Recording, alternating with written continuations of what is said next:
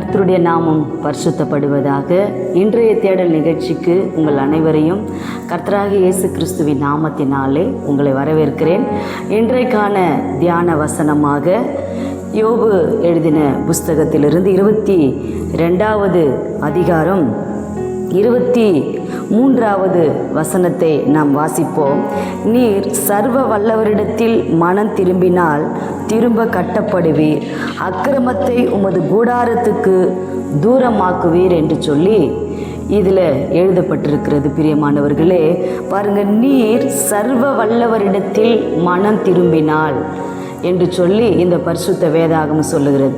பாருங்கள், வானத்தையும் பூமியும் உண்டாக்கின கர்த்தரிடத்தில் நாம் மனம் திரும்பும் பொழுது, அவருடைய வார்த்தைக்கு நாம் செவி கொடுக்கும்போது, செவி சாய்க்கும்போது, அவருடைய வார்த்தைக்கு நாம் கீழ்ப்படியும் பொழுது ஆண்டவர் சொல்லுகிறார், நீங்கள் திரும்ப கட்டப்படுவீர்கள் என்று சொல்லி கர்த்தருடைய வார்த்தை சொல்லுகிறது. பிரியமானவர்களே, இதுவரையில் உங்கள் வாழ்க்கையில் ஒரு சமாதானம் இல்லாமல், சுகம் இல்லாமல், அற்புதம் இல்லாமல், உங்கள் வாழ்க்கையில் பலவிதமான பிரச்சனைகளோடும் போராட்டங்களோடும் கண்ணீர்களோடும் கவலையோடு நீங்கள் இருக்கலாம். ஆனால் இன்றைக்கு கர்த்தருடைய வார்த்தை உங்களுக்கு நேராக வருகிறது. பிரியமானவர்களே, நீர் சர்வ வல்லவரிடத்தில் மனம் திரும்பினால் நீங்கள் திரும்பவும் கட்டப்படுவீர்கள் என்று சொல்லி கர்த்தருடைய வார்த்தை சொல்லுகிறது. பாருங்க, வேதாகமத்தில் ஒரு சகோதரியை குறித்து நம்ம பார்க்கிறோம். இந்த சாராள் இந்த ஆகாரினால என் வீடு கட்டப்படும் என்று சொல்லி தனக்குள்ளே ஒரு தீர்மானம் பண்ணி அந்த ஆகாரை தன்னுடைய கணவருக்கு திருமணம் செய்து வைக்கிறார். அதனால அவளுடைய வீடு கட்டப்படவில்லை. அதனால பல விதங்களில் அவள் நஷ்டத்தை அடைந்தால், பல விதமான மன உடைச்சலுக்கு அவள் ஆளானதை நாம் பார்க்கிறோம். அதனால நம்ம மாம்ச ரீதியான காரியங்கள் பாருங்கள், சில நேரத்தில் நம்ம என்ன நினைக்கிறோமோ அதெல்லாம் பேசுவோம், நம்ம பேசுறதெல்லாம் சாதிக்கணும்னு நினைப்போம். ஆனால் அது கிடையாது.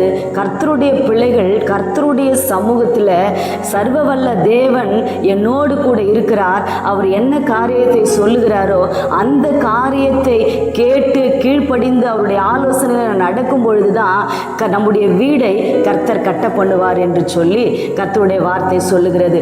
எந்த மனுஷனாலும் நம்முடைய வீடு கட்டப்பட முடியாது. எந்த ஒரு சகோதரியாலும் நம்ம குடும்பம் கட்டப்பட முடியாது.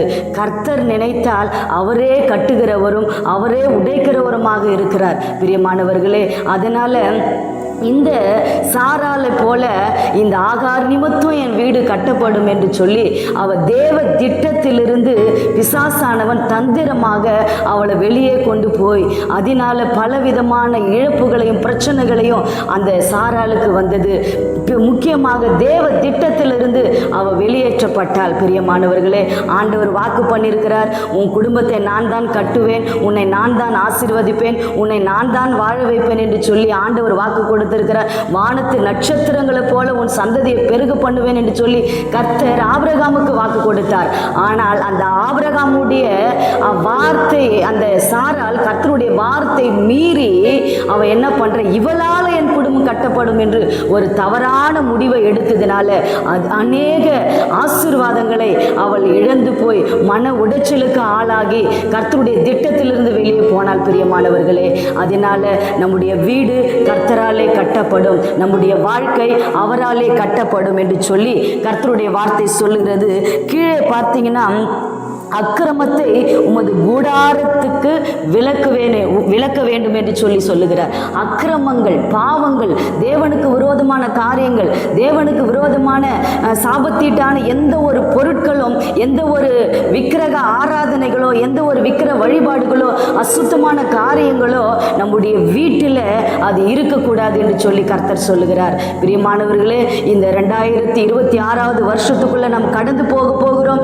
நம்முடைய வீட்டில் ஆண்டவருக்கு பிரியமில்லாத எந்தெந்த காரியங்கள் இருக்கிறது அவைகள் எல்லாவற்றையும் நம்ம தூரப்படுத்தும் பொழுது நம்முடைய கூடாரத்தை கர்த்தர் ஆசீர்வதிப்பார், நம்முடைய வீடை கர்த்தர் ஆசீர்வதிப்பார், நம்முடைய குடும்பம் அவராலே கட்டப்படும் என்று சொல்லி இந்த பரிசுத்த வேதாகமம் சொல்லுகிறது. பிரியமானவர்களே, கீழே ஒரு வார்த்தை சொல்லுகிறது, அப்பொழுதும் தூளை போல் பொன்னையும் ஆற்று கற்களை போல் ஒப்பரியின் தங்கத்தையும் சேர்த்து வைப்பீர் என்று சொல்லுகிறார். பாருங்க, எண்ணி முடியாத ஆசீர்வாதங்களை, வெள்ளியும் பொன்னையும் கர்த்தர் நீங்க சேர்த்து வைப்பீங்கன்னு என்று சொல்லி இந்த வேத புத்தகத்தில் எழுதப்பட்டிருக்கிறது. பிரியமானவர்களே, ஆண்டவருக்கு பிரியமில்லாத எந்த ஒரு காரியம் நம்முடைய வீட்டில் இருந்து நம்ம அப்புறப்படுத்தும் போது, அதை தூரப்படுத்தும் போது, அதுக்கு விலகி இருக்கும் பொழுது அநேக நன்மைகள் நம்ம வீட்டில் தங்கும். அநேக வெள்ளியும் பொன்னும் பணமும் நம்ம வீட்டில் தங்கும். நீங்கள் ஆசீர்வாதமாக இருப்பீங்க, சுகமாக இருப்பீங்க.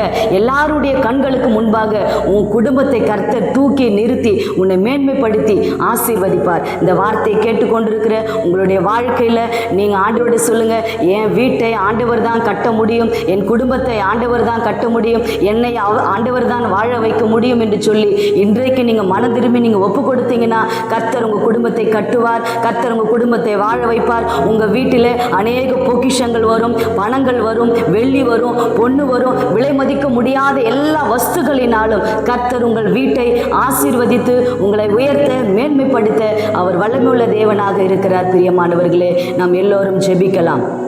ஸ்தோத்திரம் ஆண்டவரே, இந்த நாளில் கேட்ட வார்த்தையின்படி ஆண்டவரே, அப்பா தம்முடைய பிள்ளைகள் ஆண்டவரே, அப்பா வீட்டில் ஆண்டவர் எந்தெந்த இந்த கூடாரத்தில் தீமையான காரியங்கள், அருவருப்பான காரியங்கள் ஆண்டவரே, விக்கிரகத்துக்குரிய காரியங்கள் இருக்கிறதோ, சாபத்தீட்டான காரியங்கள் இருக்கிறதோ, அவைகள் எல்லாம் அவருடைய கூடாரங்களை விட்டு, அவருடைய வீட்டை விட்டு அதை அப்புறப்படுத்தி ஆண்டவரே நீர் வைத்திருக்கிறதான ஆண்டவரே அப்பா தகப்பனே அந்த ஆசீர்வாதங்களை பிள்ளைகள் சுதந்திரிக்கும்படியான ஆண்டவரே கிருபைகளை நீங்க கொடுங்கப்பா. அப்படிப்பட்ட ஞானத்தை கொடுங்க ஆண்டவரே. நீர்தான் குடும்பத்தை கட்ட முடியும் என்று சொல்லுகிற ஒரு தெளிவான சிந்தனை ஒவ்வொரு குடும்பத்துக்கும், ஒவ்வொரு பிள்ளைகளுக்கும் உண்டாகும்படியாய் ஜெபிக்கிறேன் ராஜா. ஆசீர்வதிப்பீராக, ஆசீர்வதிப்பீராக. இயேசுவின் நாமத்தில் வேண்டிக் கொள்ளுகிறோம் பிதாவே, ஆமேன். கர்த்தர் தாமே உங்களை ஆசீர்வதிப்பாராக. ஆமேன்.